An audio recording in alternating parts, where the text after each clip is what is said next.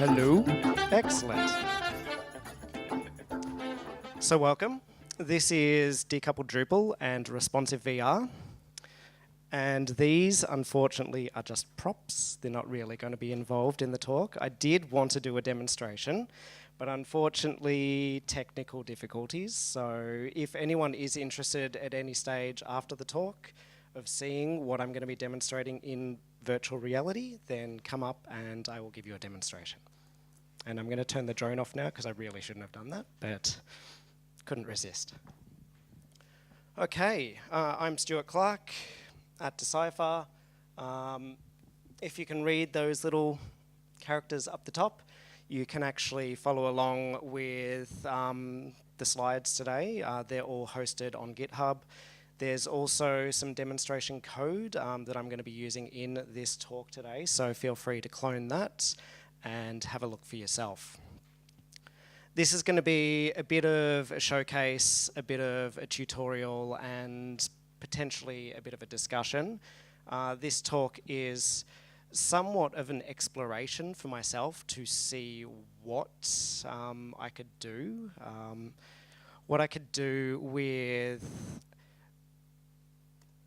Responsive VR and what I could do with Decoupled Drupal. So it was a bit of an excuse, to be honest. It was an excuse to experiment with some new things that I haven't been able to do.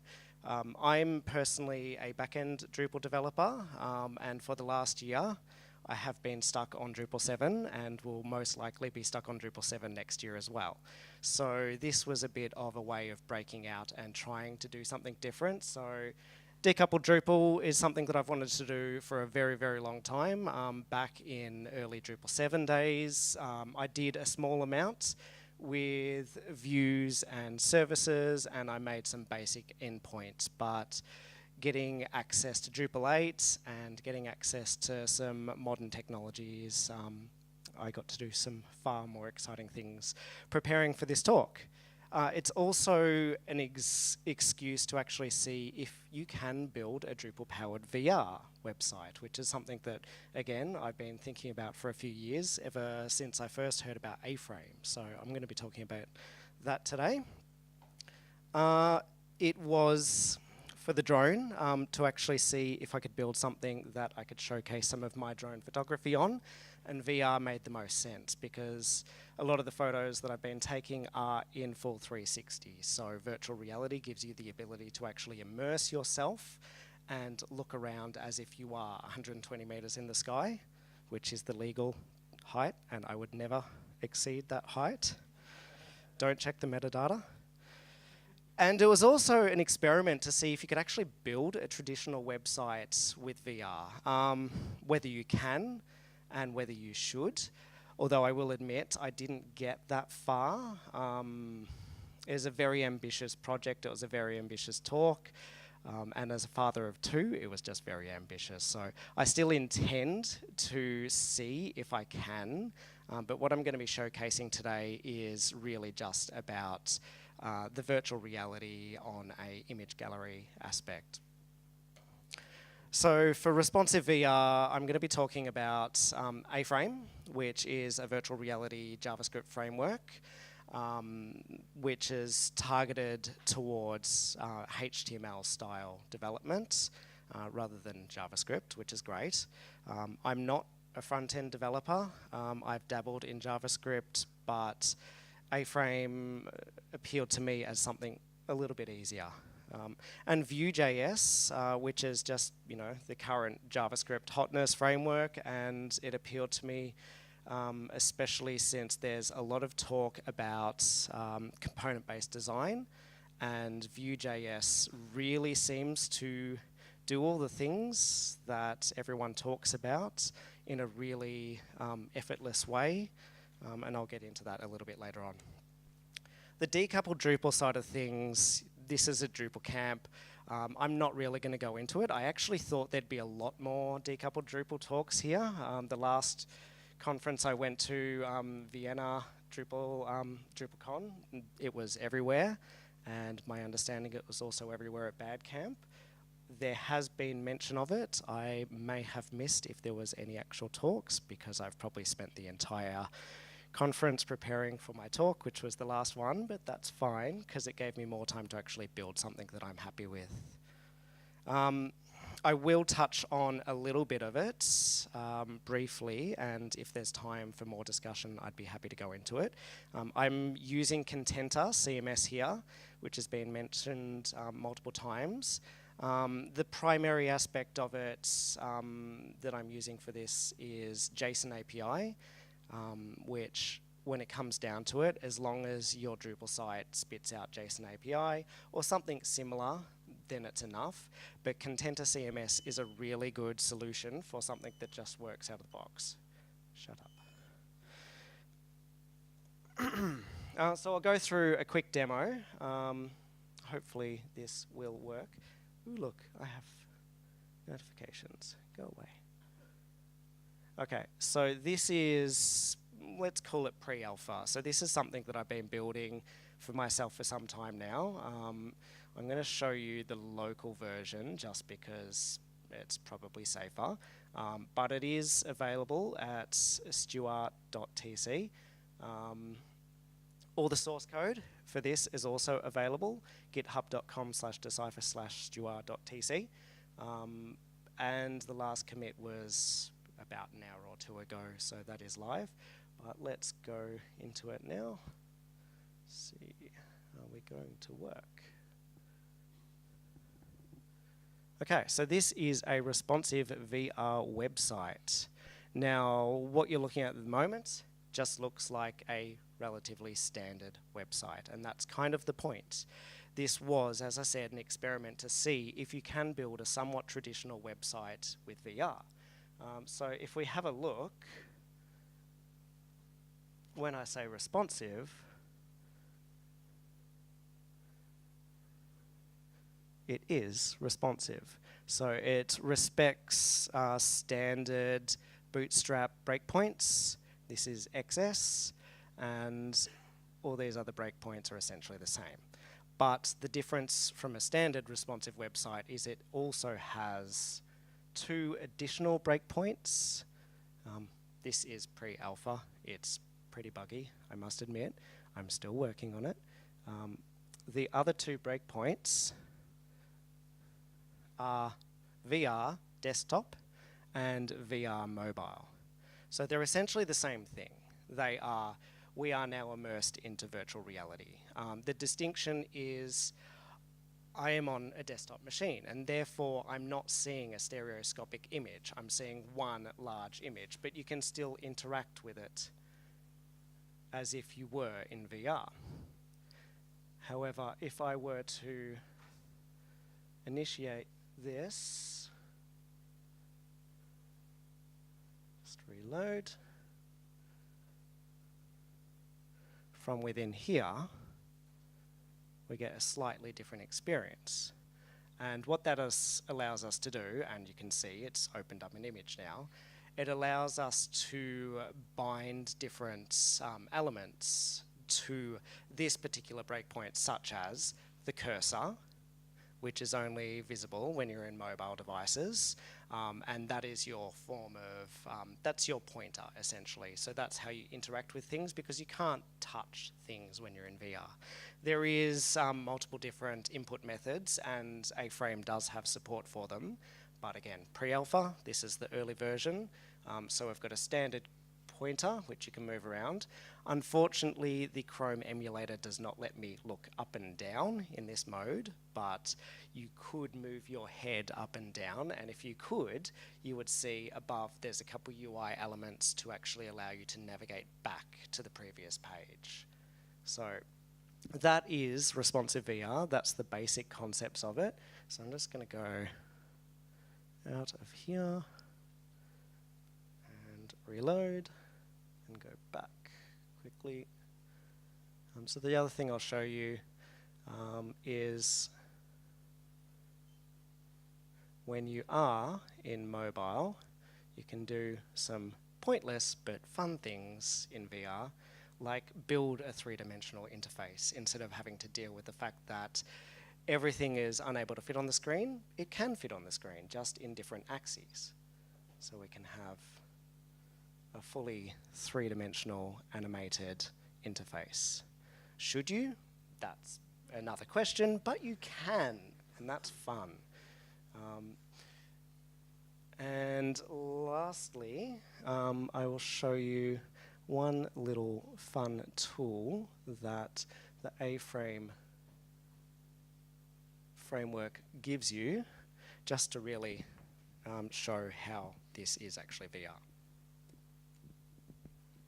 So this is built in to A-frame, and this is the A-frame inspector, and this actually allows us to interact with the scene and modify the scene, and unfortunately still click on the scene, but we can see this as if we're actually in a 3D editor, and we can interact with each of the different elements. So you can see up here, possibly, probably not, we have a scene, and we have some cameras, we have a sky, and we have a couple different entities.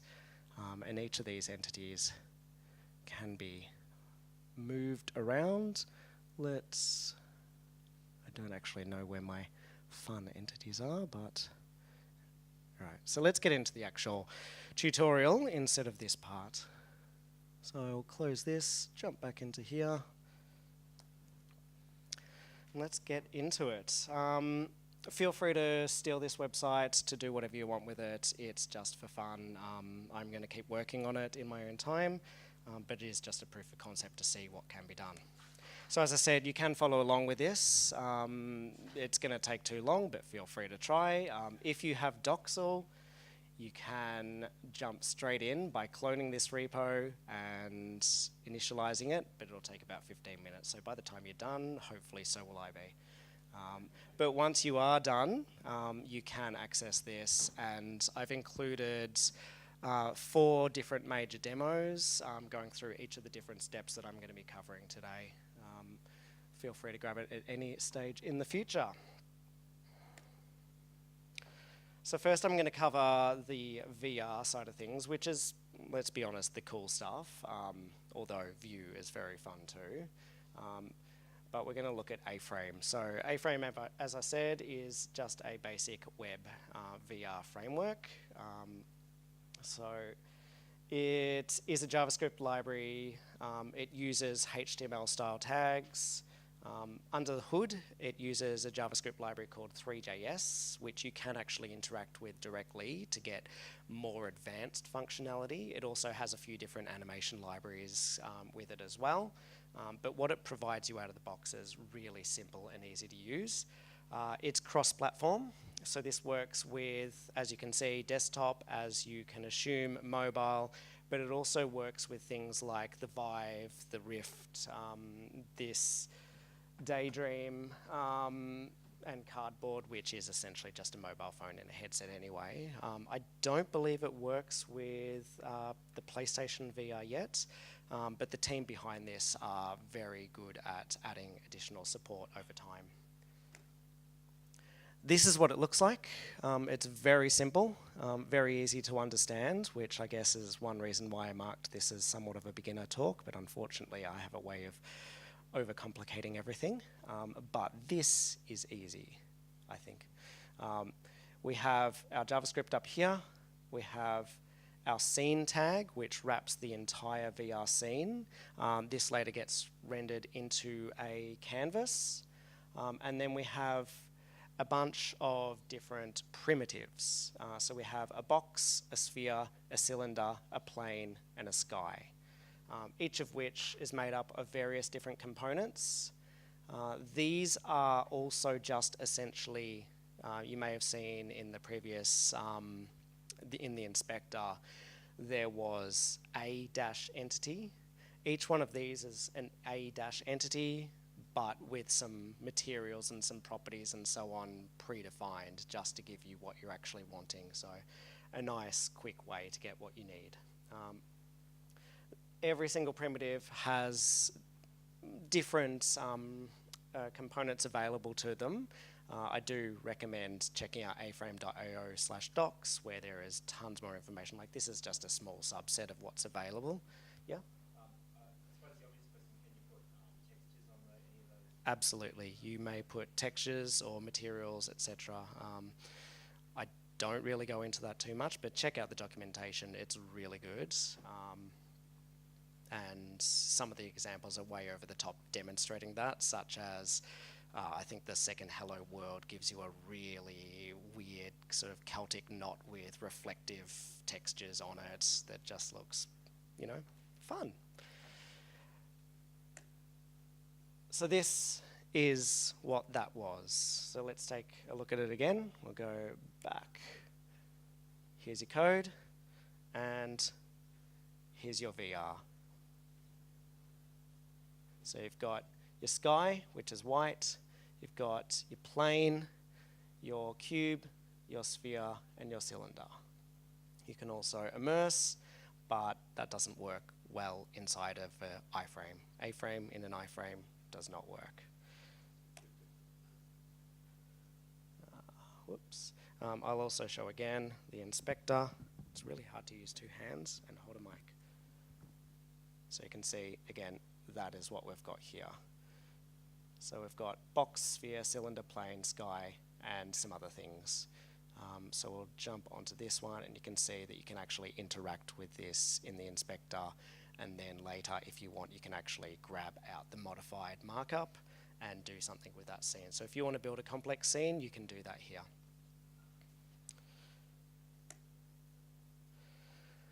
So what we're going to do in here is go through the basic concepts of actually building something, a responsive VR. So what I did is I targeted the distinct breakpoints that I wanted a scene for. So mobile, desktop, and VR, but you could break it out further. You could break out a scene for every single breakpoint, or you could just, you know, have one if you wish. I mentioned again desktop and mobile versions. I'm not going to go into them in this example, but this is basically what I'm going to be building in this tutorial. So this is our mobile scene. It's not very good, but it's an example. You can add additional things to this like I did in my site, such as rotation-based pagination, so a button that'll just simply rotate this so you can get access to all the other elements. There's the potential for touch navigation, which is something that I intend to add as well, so on your screen, swipe to rotate. I would also recommend when dealing with your mobile and your desktop that you consider disabling movement, because if you're on your phone and this is what you saw and then you did this, it becomes somewhat useless. And A-Frame does have that support with its cameras to say this one is touch enabled, or sorry, this one is motion enabled. You can add additional components for mouse cursors to actually interact with the elements. And this here is made up of this code here. So we have 4 different faces, our front face, top face, etc., and each face is relatively the same. So we've got an entity wrapper, which you can think of this as sort of like a div. It wraps around our 2 items per face, and each of our faces is relatively similar. It's a box with our different dimensions set, different colors, and our different positions. And you can see a pattern there, so 0, 1, 7, 5, 3, 5, etc. goes all the way through, and we just adjust the rotation to place them in the different points. Here's an example of a desktop scene, so very similar to what I have for mine. We just have, again, the 8 elements, but this time all displayed for viewing. It's more of a traditional layout, and this one, it's a lot simpler as well. So we've got our 8 boxes, and we're just adjusting their positions. Again, you can see patterns here, and it's important to identify these patterns when building your scenes, because that helps us actually turn it into something programmatic. Because at the moment, you know, you've just got a bunch of markup, and that's not the sort of thing that you'd actually build in the real world, but it's good to have the scenes thought about before actually getting technical. And lastly, we have the VR scene, and this takes advantage of full 360 degrees, where you would actually be looking around. Now, it's worth considering if you do build a VR scene, if a user were to actually use this, it would require them to do that, which isn't really a great experience. So VR brings in a completely different concept of user experience, and I'll get into that a little bit more later with some of my findings. It is, yeah, something that we've never really considered, and probably don't need to consider, but I thought I would do this for a bit of fun. So the code for this one is, again, relatively straightforward. So we've got our 8 boxes. This time each one is wrapped with rotation. So again, identifying the patterns, all the positions here are exactly the same. So each of these entities is pretty much the same. We're just rotating them by 45 degrees around our central point. So once you've built up your scenes, we actually want to, make them smart. As front-end developers, back-end developers, you don't want to be coding this stuff by hand.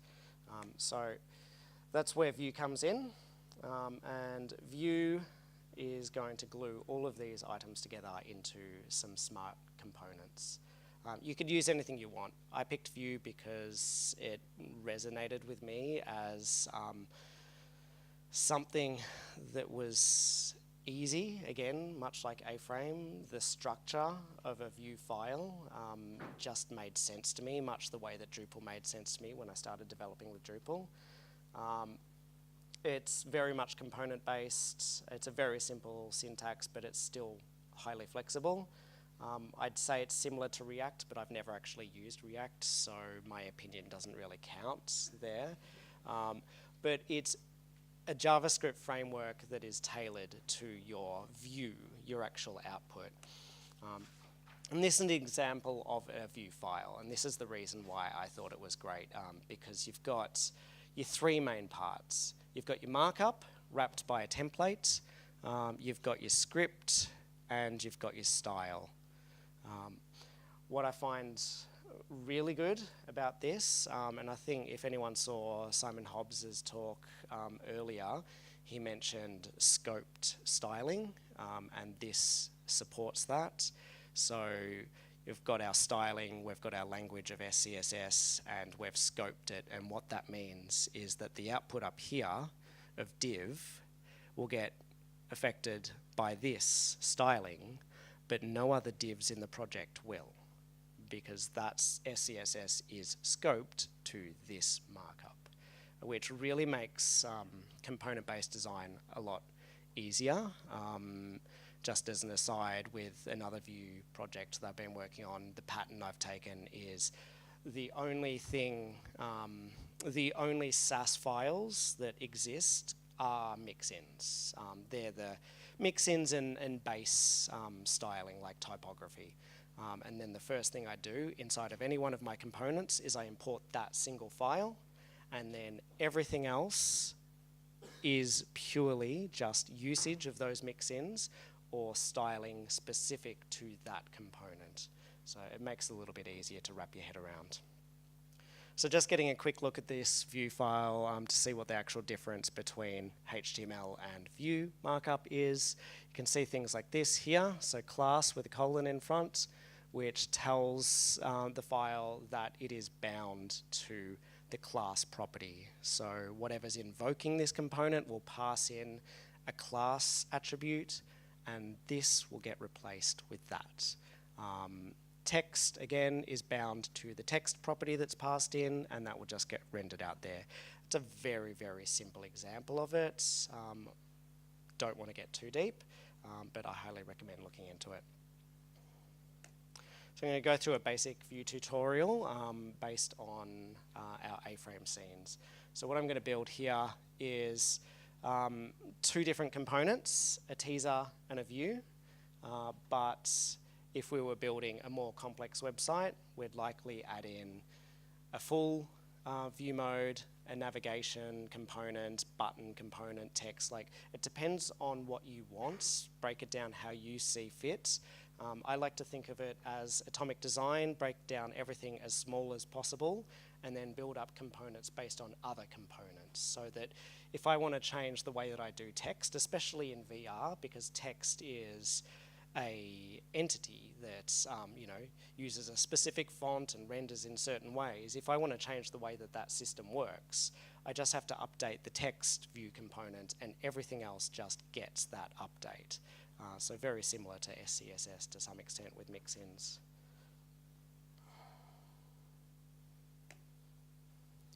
So this is an example of a view mode, which is not Drupal views, obviously. This is a views view, or not a views view. This is basically our front page. So this is a wrapper for our teasers.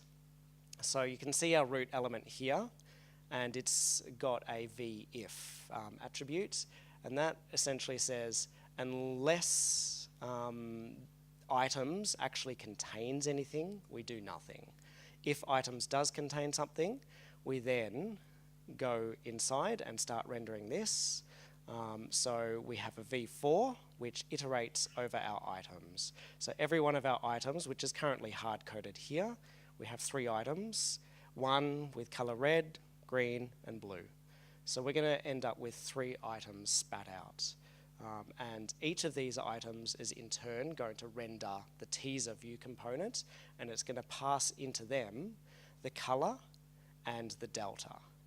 And this key here is more just a essential item for view. It requires that if you're iterating over something, that you need a key to be attached.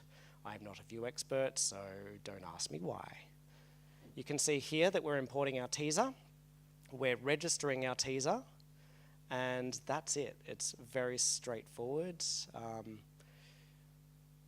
Render out as a teaser, which again, for atomic design sort of approach, component-based design approach, you can make all your different components, call them whatever you want, and then write markup without thinking about, like write pseudo markup. You know, the way that we always like to write markup. And then know that behind the scenes, it's actually going to render out what you want it to render out. And here is our teaser view. So this one is based on the VR view mode. It's not a responsive version. It's purely just the VR mode. So I think I probably need to speed up. So I'm going to do that now. So we have our entity, and we set the rotation programmatically. And we have our boxes, which render out the color and all the other things standard. So our rotation down here is programmatic. It gets the delta that was passed into it, and it uses that to calculate the exact position.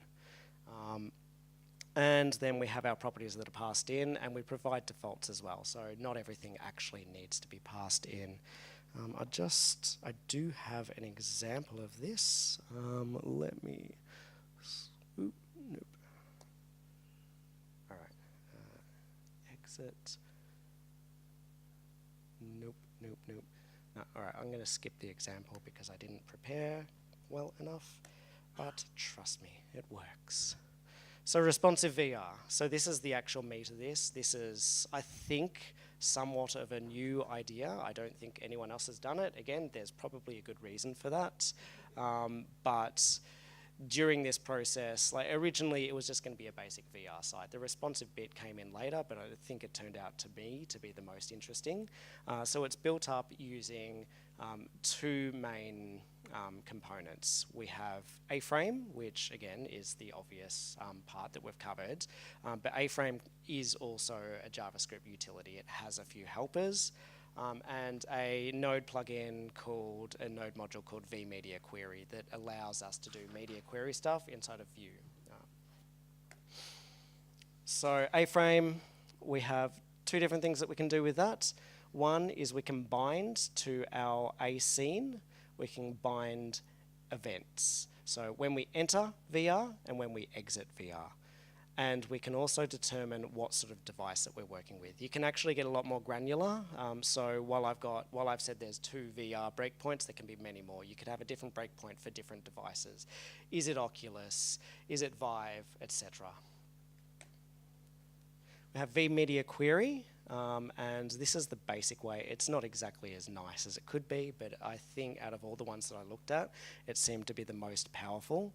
So on any view component, we can attach view show or view if or whatever we want, and we can check if we've just resized and our current media query is between what we've defined as SM and XL, then do this thing, show this item, hide it, reveal it, do whatever you want with it. And the great thing is that Vue deals with the complexities of, triggering an element to completely disappear from the DOM. You don't have to think about interacting with the DOM. Vue does that for you by using things like vshow or vif.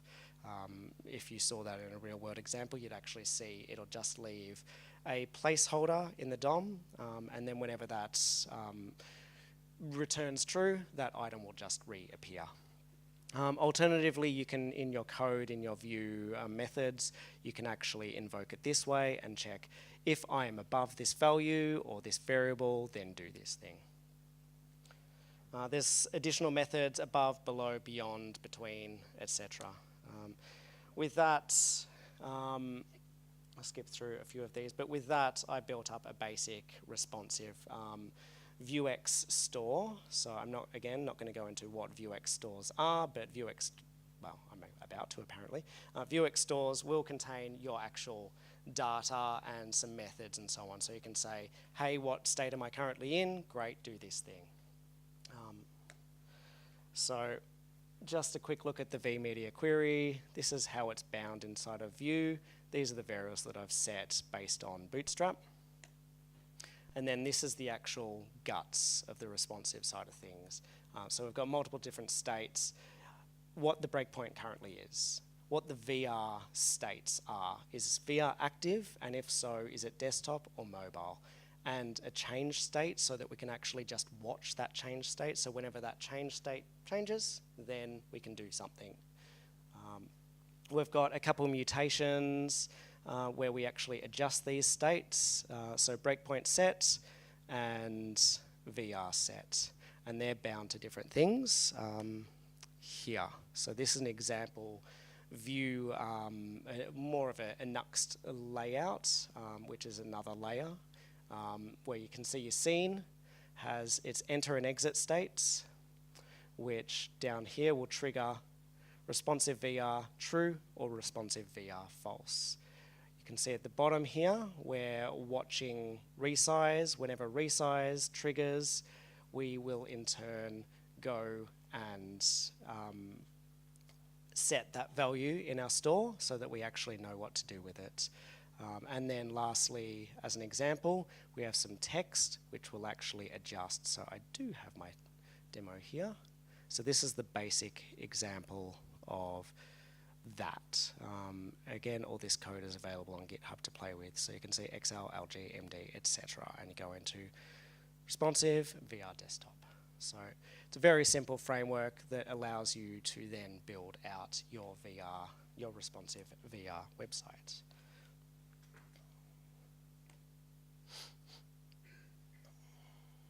And for more interesting of an example, you can see in this case, we are going to swap the position of these. So this is a basic use case of responsive VR. It is when I'm in this device, adjust the position accordingly. So we have this here and here.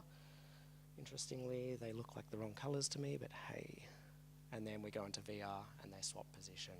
So that's the simple concepts behind responsive VR. And you can see that here we have our position, we have our entities. Each entity will pass through this method and it'll return exactly what position it should be. If VR is currently active, it will use this calculation to determine the position. If we're not in VR, it will use this calculation.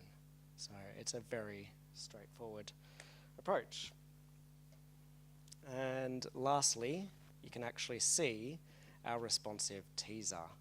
So this is taking those 3 original scenes and merging them into one Vue file, which simply has rotation, position, and teaser position that are adjusted accordingly based on the current state. So when you saw those original 3 scenes, there was a lot of similarity between them.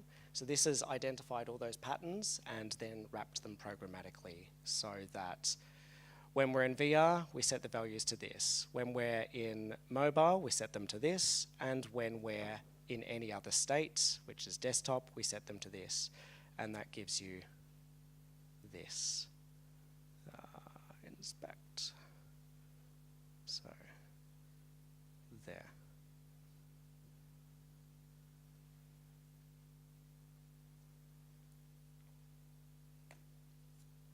So lastly, as this is DrupalSouth, probably should actually touch on Drupal, and even then I'm kind of not, because I'm going to talk about Json Api. And Json Api is the standard that is one of the standards that is being used and lauded for Decouple Drupal. Contenta has Json Api built in. I believe they're also adopting GraphQL as well. I haven't touched on it, but it is a very pretty approach for endpoints. But what Json Api does that I really like is it gives a standard output. So it's not about what you think an endpoint should look like for a headless website. It's what a standard dictates that it will look like. To some extent, I guess it has some relationship to SOAP, where, as much as we all hate SOAP, it had a nice feature where it self-described itself. And as such, you can see this. If you go to /API on a Contenta distribution site, it will give you a list of all the different endpoints that you can hit.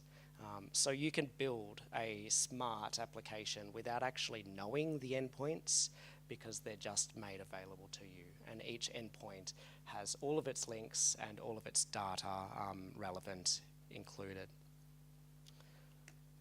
This is an example of an actual node output, and this is Contenta actually gives you some dummy content, some recipe information. So there's a lot more than this when you actually hit that endpoint, but the important parts are the type of data, the ID of the data, the attributes, which are just your standard Drupal fields, and then your relationships, which unfortunately I think the biggest issue that I personally experienced when dealing with Json Api was relationships, specifically around things like images and files, because images and files are entities. So when I say I want to see all the recipes, I'm just looking at all the recipes. I'm not looking at their attached files. All I get instead is notice that this particular entity is linked to some images, and these are the IDs of the images.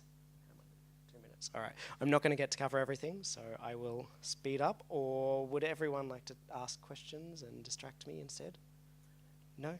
All right. So what you can do with Json Api to actually get smart information, what you actually need is you can pass in some arguments. So pagination, how many items I want, and where I start from. Fields, just give me the data that I actually want rather than giving me everything.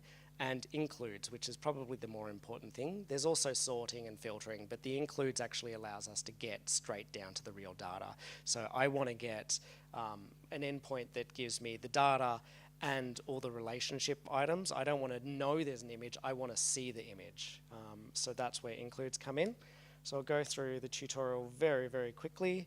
So what I want in this case is I want 8 items, and I just want the title field and I want the image. But the image is made up of a field which is linked through to a media entity, which in turn is linked through to a file, which makes it really annoyingly complex.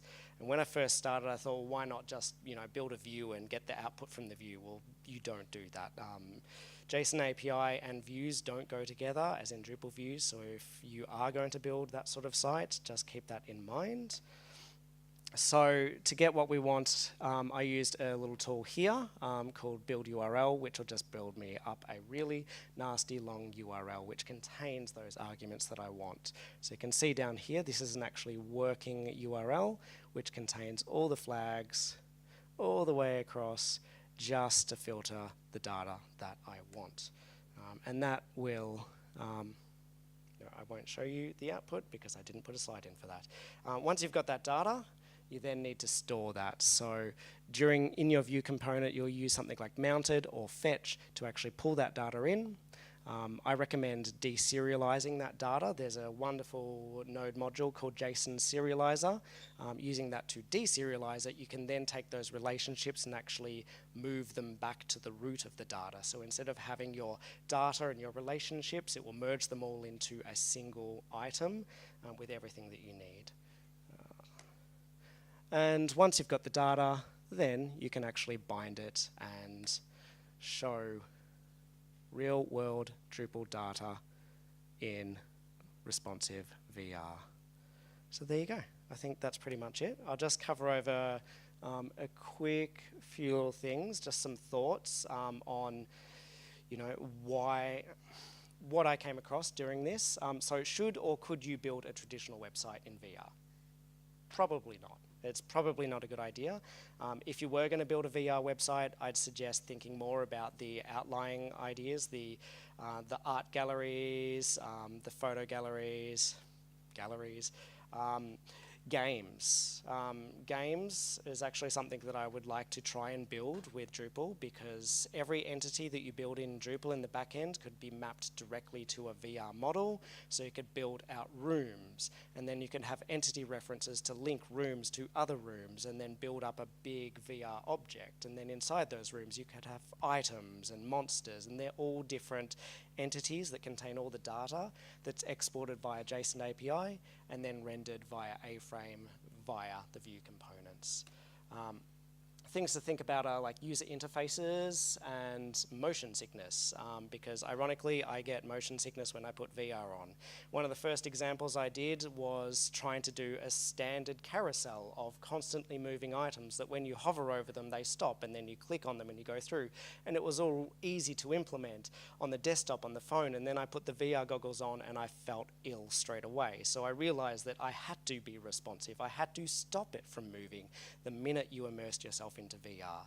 So consider that sort of thing. Interfaces, like you can't point and click. So in the actual example I've got of my site, if you want to go back, you look up or down, and there's a UI just for the mobile version of the VR where you can look at an item and go back to the previous page. I mentioned turning around is a horrible user experience. So instead, consider pagination, like give the full 360 experience, but also have UI elements when you're in there to move it for you. Don't constantly have it moving, but trigger the next button so it rotates 90 degrees, and then you look at the ones in front of you. Cause. So cause sucks. It especially sucks when building a A-frame responsive VR decoupled Drupal website, because A-frame uses a preloading method that means that a standard image that you should be able to access suddenly becomes a cause issue. So if you are going to play in that realm, you have to think of, one, getting the server configuration right, and it should be right, but then things like image styles, you've got the image style versus the rendered file and their different configuration and getting them to load correctly. So what I did, in the actual example I put it on GitHub, it somewhat works. In the website that I've got, I just symbolically linked the output files from Drupal into the Vue project so that I could just reference them as if they were on the same server. But you can't necessarily do that if you're going to have like a Kubernetes style website where you've got nodes over here and nodes over here. So there has to be some thought into that sort of thing. That's pretty much it. There's some resources, so feel free to grab the slides, look at the tutorial, have a look at the different technologies, and that is it if there's any questions, although I don't think we have time for them.